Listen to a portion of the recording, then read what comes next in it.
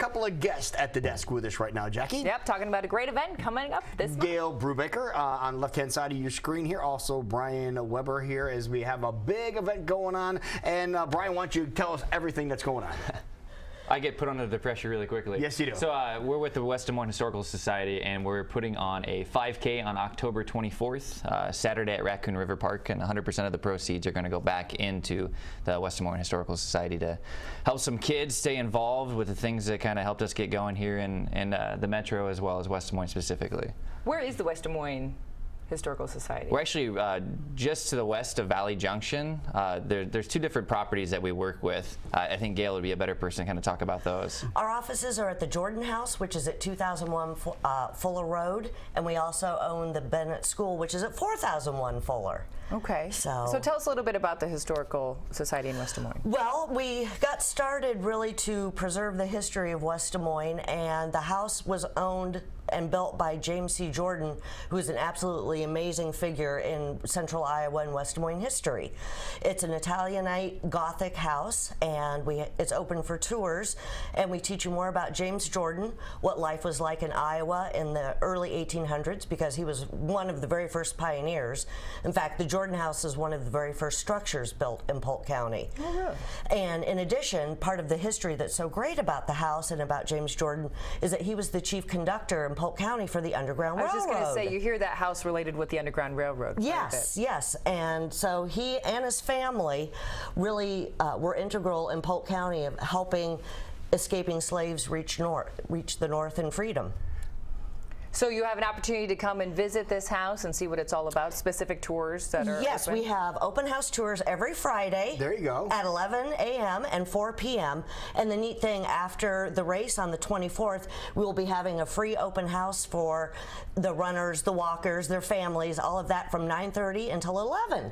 So come by in your really snazzy journey to the past. I know, it's beautiful. That stove was gorgeous. You can see it, and if you're nice to me, I might even let you touch it during a tour. No way. I know. Well, great power comes great responsibility.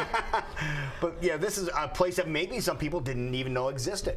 I didn't know it existed. I didn't grow up in Central Iowa, and the fact that there is somebody who was so integral, not just in forming not just West Des Moines and Valley Junction, but Des Moines as well.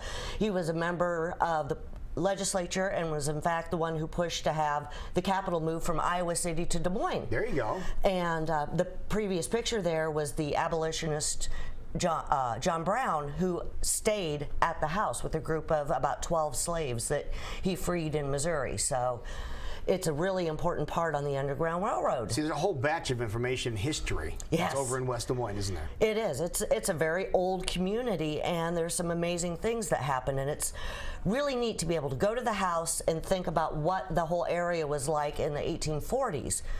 You know, there was no road, there was no Grand Avenue. It was the wilderness. And this family came, and he was a very prominent cattle farmer, so that's where he got his money. And you can see what life was like in the 1840s through the 1870s. That is great. Why is it important to have a fundraiser for the Historical Society? Well, we're a nonprofit, and you know how that goes. Yep. Yeah, there's not profit there. So, and we're talking about a house that was built in 1850 and 1870, and then the Bennett School, which is also a really neat structure. It's the last one-room schoolhouse built in Polk County. 1927. These things need upkeep. Right. You need to fix the roof. We need to get the woodchuck out of the basement. Things like that. Now, Brian, what is the biggest challenge? You're on the board over there, right? Well, Gail kind of knocked it on the head there as far as the fundraising. There's a lot of events that we want to be able to do. We recognize that as a nonprofit, we need to be prominent in the community, so we need to do events on a regular basis. But when you're working with a nonprofit and you don't have the funds to do it, you got to start somewhere. Yeah. So we're going into a really big season with the holidays, and we want to have a big holiday event. And I know we've been amped up, and there's been lots of meetings talking about the musical arrangements that we might have, and the decorating and really getting into the season. But that's also going to take some money. So taking an opportunity with 100% proceeds from the 5K going back into the organization, we can use that for future events, as well as continuing to do a lot of the programs that we work with students across the state. Now, you mentioned the holiday season, and to be totally honest, I'm not real familiar with exactly where you guys are located. Now, the holiday season down in Valley Junction area is bustling. Giant. It's huge. How far is it from that area?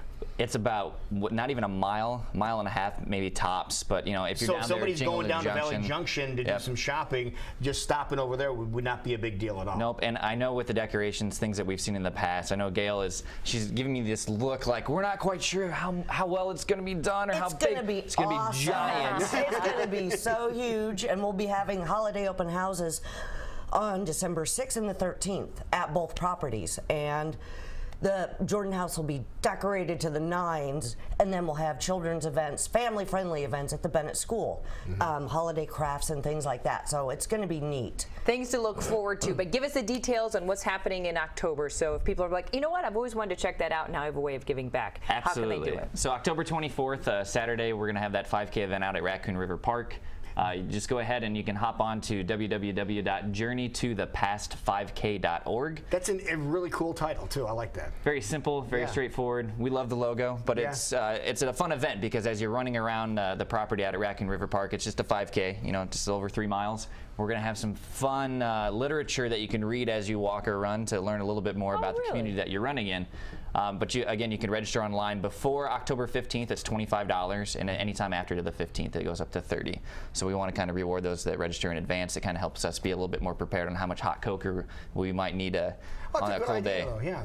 Perfect. Well, you guys have a lot going on here, so hopefully you guys will have a great turnout for this. I hope so, and we hope people come out for the holidays and the open house tours as well and get educated about the great history of Iowa. Great idea. Gail, now with a name like Brubaker, you better say hi to Mary. Hi, Mary. Hi, mother-in-law. Hi, We love her. Oh, She's awesome. I can never tell mother-in-law jokes in this town. I'll get busted. She's so cool. Yeah, she Wonderful. is. Well, thank you for coming in. Appreciate it. Thank you very much. Thank you.